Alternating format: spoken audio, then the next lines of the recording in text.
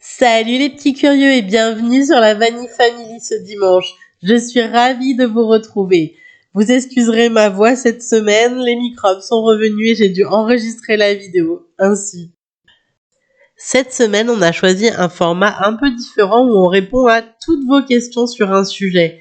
Aujourd'hui, ça concerne le lit peigne. Il faut savoir que sur notre chaîne, c'est la vidéo que vous avez préférée. Vous êtes plus de 42 000 à l'avoir vue. Alors un immense merci à tous pour votre soutien et vos questions. Si vous ne l'avez pas encore vu, vous pouvez retrouver le lien juste en haut à droite.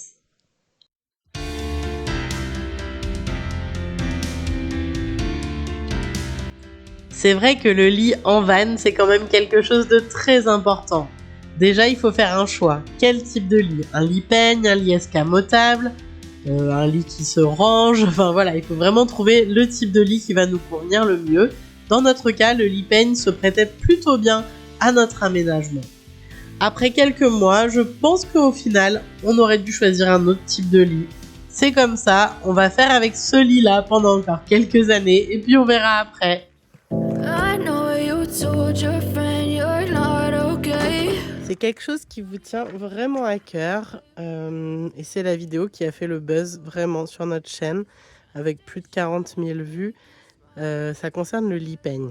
Alors aujourd'hui, j'ai décidé de vous faire une vidéo qui vous montre un petit peu plus comment on a traité tous les petits aménagements autour du lit peigne, comment il est fixé, quels sont les rails et autres utilisés, pour que voilà, vous n'ayez plus de doute sur comment faire votre propre lit peigne. Donc notre lit peigne, c'est celui qui est au fond là. C'est le premier couchage, on va dire, de notre van. C'est un couchage qui fait 135 par 190. Et on a utilisé des matelas qu'on a redécoupés, des matelas du commerce.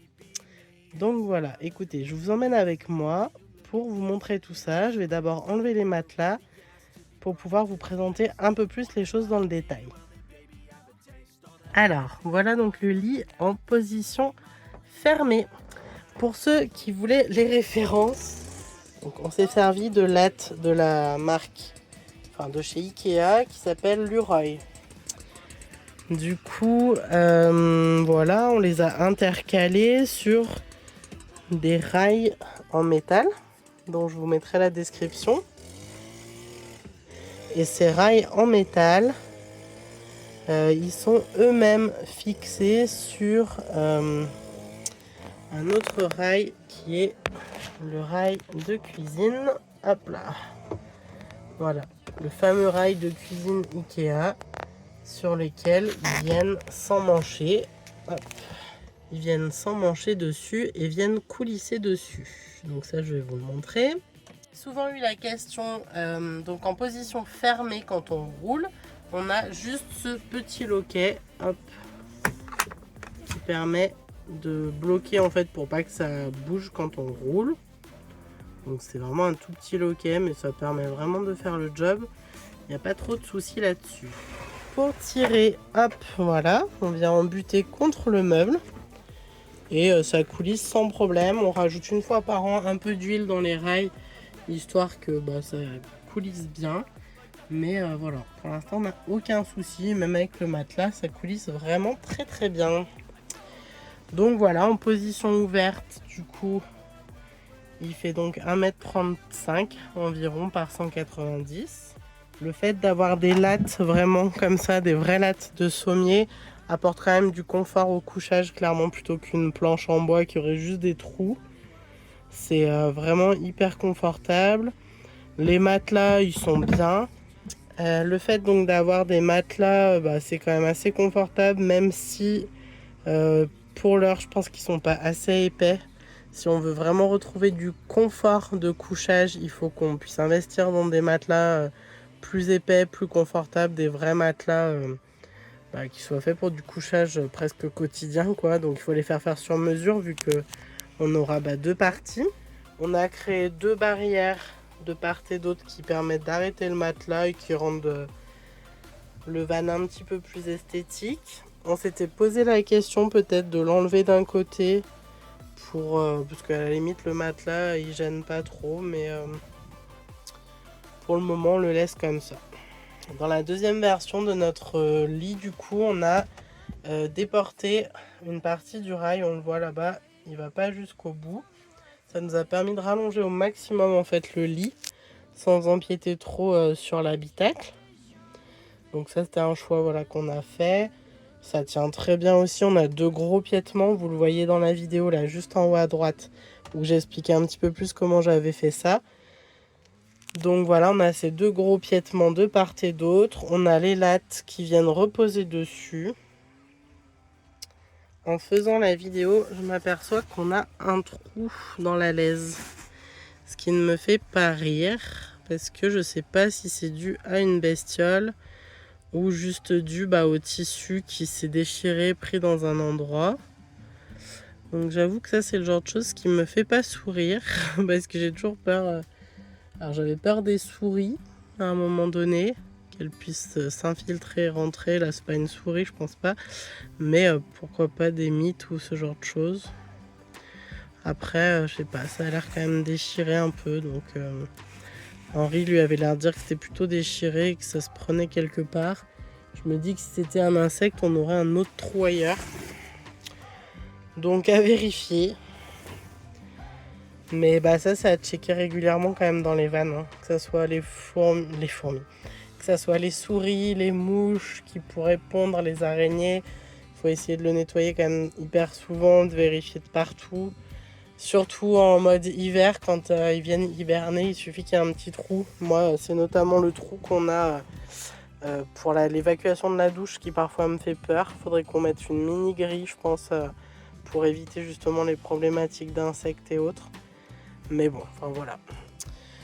Donc, pour revenir à nos moutons et à notre matelas plutôt.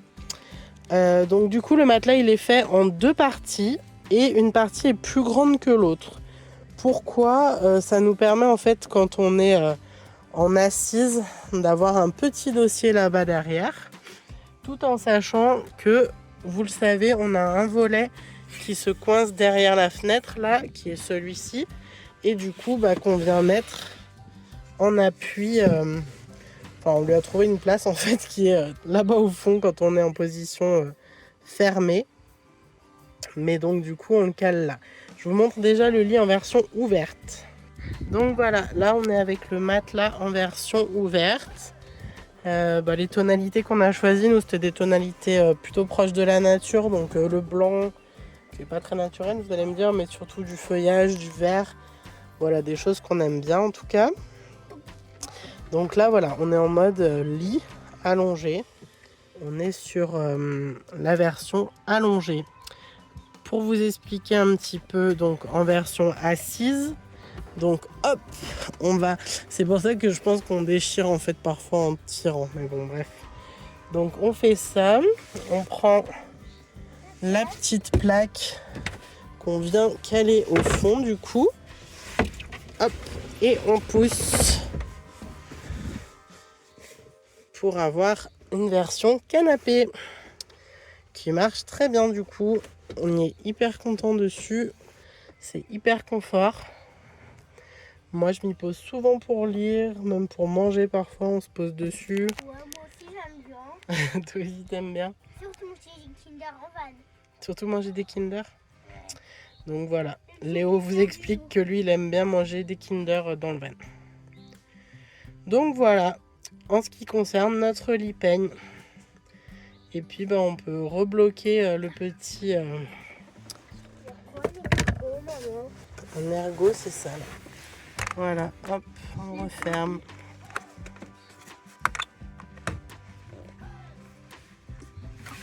Il faudra enlever ma go. Hop, on referme le petit ergot. Au moins ça bouge pas. Les rails, j'ai pas expliqué non plus. On me demande souvent comment ils sont bloqués. Ils sont bloqués tout simplement par la latte en bois qui vient à fleur vraiment. Et puis de l'autre côté par le petit loquet. Mais du coup c'est les lattes en bois, là on voit un peu plus peut-être ici, qui viennent faire qu'en fait le rail ne sorte pas.